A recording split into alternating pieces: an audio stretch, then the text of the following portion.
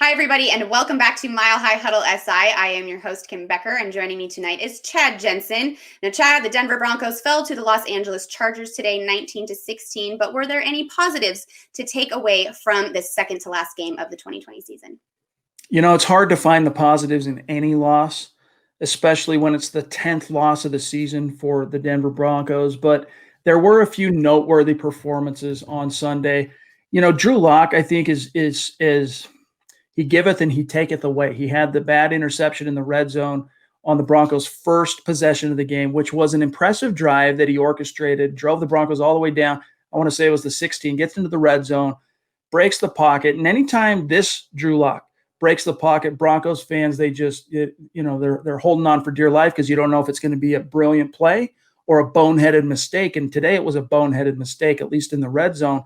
But then he kind of bears down and almost repeats a similar feat that he had against the Chargers in Week 8, driving the Broncos down in the third and fourth quarter to close a two-score gap, a two-score deficit, tying the game.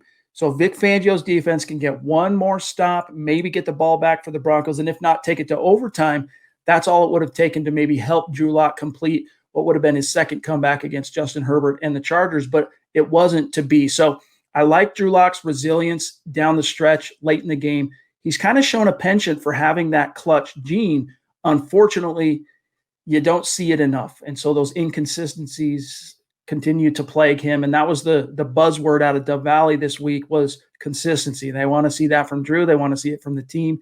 You definitely didn't see that today. But Melvin Gordon, going against his old team, he was a positive today. He had more rushing yards on the Broncos' first possession than he did in the entire first matchup in Week 8. That's a positive. You saw Pat Shurmur really do a pretty good job of spreading the wealth to all of his playmakers. Noah Fant had a day. You saw Tim Patrick get involved. Deshaun Hamilton led the entire team in receiving yards. That was cool to see. Defensively, you know, the Broncos did a good job of really limiting Justin Herbert and that Chargers offense until when it mattered most. They allowed him to just drive down like a hot knife through butter. So there were some silver linings. There were some positives to take out of this game. The problem is, they're fleeting. They're short term. They're nothing that you can really hang on to in terms of big picture. And really, it just kind of leaves this team with even more question marks heading into the season finale. Drew Lock and this entire team needs one more definitive performance. They need one more win. And going in, against the Las Vegas Raiders team, who they beat in the season finale last year, they need to repeat that again and kind of give them a little modest bump of positive momentum heading into the offseason. Yeah, definitely. I mean, a young team, and they've got a lot of work to do. And I know we're just looking ahead at the 2021 season, it seems. But one more week, one more game in the regular season of 2020. It'll be the Broncos' last game.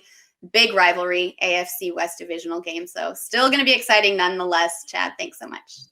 Thanks, Kim.